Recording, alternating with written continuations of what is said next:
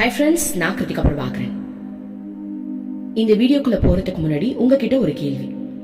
உங்களுடைய பேர் என்ன? உங்களுடைய நேமை கமெண்ட்ல டைப் பண்ணிட்டு எத்தனை விதமான கேரக்டர்ல இந்த பூமியில நீங்க வாழ்ந்துட்டு இருக்கீங்க அப்படின்றதையும் டைப் பண்ணுங்க. பல விதமான பர்சனாலிட்டியில ஒவ்வொரு மனுஷனும் வாழ்ந்துகிட்டு இருக்கோம். ஓகேவா? சோ என்ன டைப் பண்ணணும் அப்படின்னா, இப்ப என் பேரு கிருத்திகா பிரபாகரன். எத்தனை விதமான கேரக்டர்ல இந்த உலகத்துல நான் வாழ்ந்துட்டு இருக்கேன். மல்டிபிள் பர்சனாலிட்டின்னு சொல்லுவாங்க இல்லையா? எத்தனை விதமான கேரக்டர்ஸ்ல நம்ம இருக்கோம் அப்படின்னா, இப்போ நான் ஒரு தாயா இருக்கேன், என் ஹஸ்பண்டுக்கு ஒரு மனைவியா இருக்கேன், என்னுடைய தாய் தந்தையருக்கு நான் மகளா இருக்கேன், என்னுடைய ஸ்டூடெண்ட்ஸ்க்கு நான் டீச்சரா இருக்கேன், என் தம்பிக்கு நான் அக்காவா இருக்கேன், என்னுடைய மாமனார் மாமியாருக்கு நான் மருமகளா இருக்கேன். இந்த மாதிரி இன்னும் நிறைய சொல்லிட்டு போலாம். பல விதமான கேரக்டர்ல நம்ம வாழ்ந்துகிட்டு இருக்கோம். சோ உங்க பேரு என்ன? நீங்க எத்தனை விதமான கேரக்டர்ல வாழ்ந்துட்டு இருக்கீங்க அப்படின்றத கமெண்ட்ல டைப் பண்ணுங்க. டைப் பண்ணிட்டு ஒரு நிமிஷம் நினைச்சு பாருங்க, உங்களுக்குள்ள எத்தனை விதமான கேரக்டர்ஸ் வந்து போகுது. உங்க பசங்க கிட்ட நீங்க பேசும்போது நீங்க ஒரு தாயா இருப்பீங்க. உங்க கூட வேலை செய்யறவங்க கிட்ட நீங்க பேசும்போது ஒரு ஃப்ரெண்டா இருக்கலாம், மேனேஜரா இருக்கலாம். உங்க வீட்டுல இருக்கிறவங்க கிட்ட நீங்க பேசும்போது ரொம்ப சகஜமா பழகலாம். ஒவ்வொரு மனுஷன் கிட்டையும் ஒவ்வொரு விதமான கேரக்டரை நம்ம வெளிப்படுத்துறோம். இப்போ நீங்க வீட்டுல வந்து ஒரு மனைவியா இருக்கலாம், இல்ல குழந்தைங்களுக்கு அம்மாவா இருக்கலாம். இதே நீங்க ஸ்கூலுக்கு போனீங்கன்னா அங்க டீச்சரா தான் இருக்க முடியும். இதுவே உங்க அம்மா வீட்டுக்கு போனீங்கன்னா அவங்களுக்கு நீங்க குழந்தையா தான் இருக்க முடியும். அங்க போய் நம்ம டீச்சர் ஆக முடியாது. அப்போ ஒரு மனுஷனுக்குள்ள எத்தனை விதமான கேரக்டர் இருக்கு. கரெக்டா? அப்ப நம்மளுக்கு எவ்வளவு டேலண்ட் இருக்கு. இத்தனை விதமான கேரக்டருக்குள்ளயும் நம்ம இருந்துட்டு இருக்கோம். அத்தனை கேரக்டரையும் நம்ம அனுபவிக்கிறோம். அப்போ நம்மளுடைய ஆன்மா எவ்வளவு தனித்துவமா இருக்கு, எவ்வளவு பல விதமான விஷயங்களை வந்து இத ஒரே உடம்புல இருந்துகிட்டே பல விதமான கேரக்டர் அது வாழுது. அப்ப நம்ம எவ்வளவு ஒரு டேலண்டான பர்சன். யாராவது யோசிச்சிருக்கீங்களா? சோ எதுக்காக இன்னைக்கு நான் இதை பத்தி பேசுறேன் அப்படின்னா, நிறைய விதமான கேரக்டர்ஸ் நமக்குள்ள இருக்கிறதுனால நம்மளுடைய மனதின் ஆதிக்கம் வந்து அதிகரிக்குது. ஒரு மனுஷன் மனதோட ஆதிக்கத்துக்குள்ள சிக்கிக்கிட்டான் அப்படின்னா தேவையில்லாத எண்ணங்களுக்குள்ள முழுகிடுவாங்க அப்படின்றதுதான் அர்த்தம். அதாவது இப்ப நிறைய பேர் வந்து தேவையில்லாத விஷயத்திற்கு அதிகமா கவனம் செலுத்துறாங்க, தேவையில்லாத விஷயங்களை அதிகமா யோசிக்கிறாங்க அப்படின்னா அந்த மனம் என்ன சொல்லுதோ அதன் பின்னாடி போறதுனால அதுக்குள்ள சிக்கிக்கிட்டாங்கன்னு அர்த்தம். நம்ம என்னைக்குமே மனதுக்குள்ள சிக்க கூடாது. மனதுக்கு வெளியே இருந்து நம்ம வேடிக்கை பார்க்கணும். ஏன்னா பல விதமான கேரக்டர்ஸ் நம்ம வாழ்ந்துகிட்டு இருக்கோம். அப்போ நம்ம கூட இருக்கிறவங்க யாராவது நம்ம ஏதாவது ஒரு விஷயம் சொல்லிட்டாங்கன்னா, ஐயோ அவங்க அப்படி சொல்லிட்டாங்களே நம்ம கவலைப்படுறோமே, அவங்க கேரக்டரா இருந்து பார்த்து ஏன் அவங்க அப்படி பேசினாங்க, அப்படி பேசலாமா பேசக்கூடாதா அப்படின்ற ஒரு எண்ணத்தோட நம்ம பார்க்கும்போது நமக்கு கவலையே வராது, வருத்தம் வராது. உங்களுக்கு புரியுற மாதிரி நான் சொல்றேன் பாருங்களேன். இப்போ உங்களோட மேனேஜர் இருக்காங்க. உங்க மேனேஜர் வந்து ஏதோ உங்களை வந்து ஹர்ட் பண்ற மாதிரி பேசிட்டாங்கன்னு வச்சுப்போம். உடனே நீங்க அந்த கேரக்டரா பார்க்க மாட்டீங்க. ஏன்னா ஆல்ரெடி அதே கேரக்டர் நீங்களும் வாழ்ந்திருப்பீங்க. ஓகேவா? அந்த கேரக்டர் நீங்க பார்க்க மாட்டீங்க. நீங்க எப்படி பாப்பீங்க அப்படின்னா மனதோட எடுத்துப்பீங்க. அதை ஐயோ அவங்க என்ன அப்படி திட்டாங்களே, அப்போ மனதின் பின்னாடி நீங்க போயிடுறீங்க. அதுக்கு பதில் அந்த நிமிஷம் அந்த கேரக்டரே நீங்களா நினைச்சு பாருங்க. ஓகேவா? இப்ப நீங்க ஒரு மேனேஜர், நீங்க ஒரு தவறு செஞ்சுட்டீங்க. இப்போ உங்க கெப்பாசிட்டில வேற ஒரு பர்சன் இருக்காங்க, உங்க இடத்துல வேற ஒரு பர்சன் இருக்காங்க. அந்த பர்சன் ஒரு தவறு செஞ்சுட்டு இப்ப நீங்க மேனேஜரா இருக்கீங்க. நீங்க என்ன பண்ணுவீங்க? கண்டிப்பா என்ன பண்ணுவீங்க அப்படின்னா, இவ்வளவு ஹர்ட்டா கத்தக்கூடாதுன்றத நினைச்சுப்பீங்க. கரெக்டா? இப்படிலாம் நம்ம கத்தக்கூடாது. நம்ம இப்போ இந்த இடத்துல மேனேஜரா இருந்தோம் அப்படின்னா நம்ம கொஞ்சம் அவங்களுக்கு புரியுற மாதிரி சொல்லி கொடுத்துருக்கலாம், அமைதியா பேசலாம் அப்படின்ற ஒரு விஷயத்த நீங்க கத்துக்கிட்டீங்க. கரெக்டா? அப்போ இந்த மாதிரி சூழ்நிலை உங்களுக்கு அமையுது அப்படின்னா அந்த கேரக்டர் என்னவா இருக்கணும் அப்படின்ற ஒரு விஷயத்த நீங்க கத்துக்கிட்டீங்கல்ல.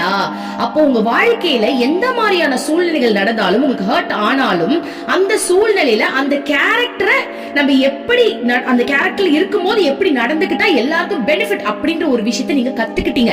சோ நம்ம வாழ்க்கையில நடக்கிற ஒவ்வொரு சந்தர்ப்ப சூழ்நிலையிலையும் ஒவ்வொரு கேரக்டரையும் நம்ம எப்படி வந்து வாழணும் அப்படின்ற ஒரு விஷயத்த மத்தவங்க மூலமா நம்மளால கத்துக்க முடியுது இல்லையா?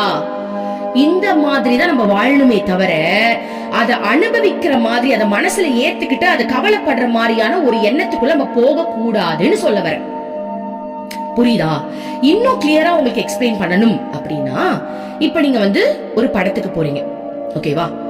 அந்த படம் ரொம்ப சக்சஸ்ஃபுல்லா ஓடின படம்னு வச்சுக்கோங்களேன். ஏன்னா சக்சஸ்ஃபுல்லா ஓடுற படம் அப்படின்னா அதுல இருக்க ஒவ்வொரு சீனையும் அவங்க ரொம்ப அப்படியே உண்மையான வாழ்க்கையோட நினைச்சுதான் அதை செஞ்சிருப்பாங்க. அதனாலதான் நம்மளுக்கு அந்த உணர்வு வருது. இப்ப நீங்க படம் பாக்குறீங்க, அதுல ஒரு மோசமான சீன் வருது, யாரோ ஒருத்தவங்க இறந்துட்டாங்க, இந்த மாதிரி ஒரு கவலையான சீன் வருதுன்னு வச்சுக்கோங்க.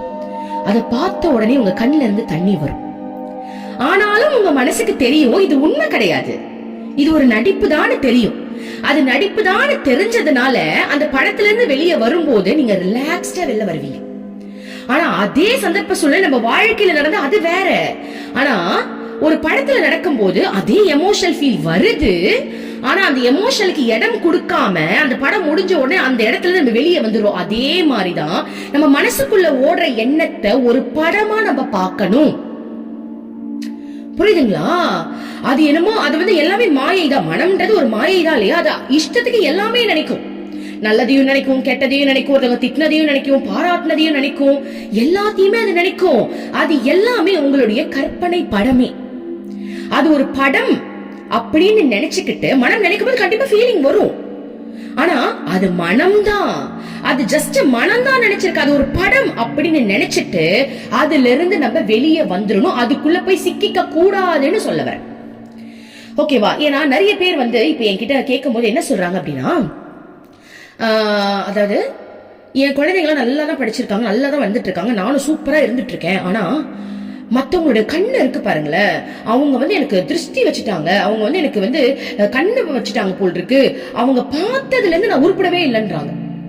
இது உண்மையா சொல்லுங்க? இது உங்களுடைய மனதின் கற்பனை தானே? அது உண்மையா? ஒருத்தவங்க பாக்குறதுனால நீங்க இப்படி மாறிடுவீங்களா? அவங்க பாக்குறது தப்பா நினைக்கிறது நீங்க தானே. புரியுதுங்களா? ஒவ்வொரு விஷயத்தையும் எடுத்துக்கிற விதம் நம்ம மனது சம்பந்தப்பட்டதுதான். அவங்க என்ன நினைச்சா நமக்கு என்ன? அப்போ நம்ம அத கற்பனையோட தேவையில்லாம எடுத்துக்கிறது நம்மளுடைய மனம்தான் இல்லையா? அந்த மாதிரி அதுக்குள்ள முழுகாம, புரியுதுங்களா? அந்த மாதிரி ஒரு சிந்தனைகள்லாம் வருது, ஒருத்தவங்க தப்பா வருது, ஒருத்தவங்க நல்லா வருது, நல்லா வந்தா ஓகே. ஆனா தப்பாலாம் வருது அப்படின்னா அது ஜஸ்ட் மனம், அது உங்களுடைய கற்பனை, அது உண்மை கிடையாது. அது உண்மை இல்லைன்னு நினைச்சிட்டு நீங்க வெளியே வந்துடணும். புரியுதுங்களா? சோ இத நான் எப்படி கம்பேர் பண்றேன் அப்படின்னா, முதல்ல இந்த உலகத்துல எல்லா கேரக்டர்லயும் நீங்க வாழ்ந்துட்டு இருக்கீங்க, கரெக்டா? உங்களுக்கு இல்லாத கேரக்டரே இல்ல, எல்லாரோட கேரக்டர்லயுமே நீங்க வாழ்றீங்க. அப்போ ஒருத்தவங்க உங்களை ஹர்ட் பண்றாங்க அப்படின்னா அவங்க கேரக்டரா நீங்க இருந்து ஒரு விஷயத்த கத்துக்கிறீங்க. சோ அதை நம்ம கத்துக்கிறோம் அப்படின்ற தன்மையில எடுத்துக்கணுமே தவிர அதை ஒரு வழியா எடுத்துக்க கூடாது. அது வழியா எடுத்துக்கிட்டீங்க அப்படின்னா கொஞ்ச நேரம் கழிச்சு அந்த மனம் தேவையில்லாத சிந்தனைக்குள்ள போயிடும். தேவையில்லாத கற்பனையை உருவாக்கி அது ஒரு படமா, திரைப்படமா உங்ககிட்ட காட்டிக்கிட்டே இருக்கும். அந்த திரைப்படத்தை நீங்க உண்மைன்னு நம்பிடவே கூடாதுன்னு சொல்லவன். புரியுதுங்களா? சோ மனதை ஒரு திரைப்படமா நினைச்சுக்கிட்டு அதுக்கு வெளியே இருந்து வேடிக்கை பாருங்க.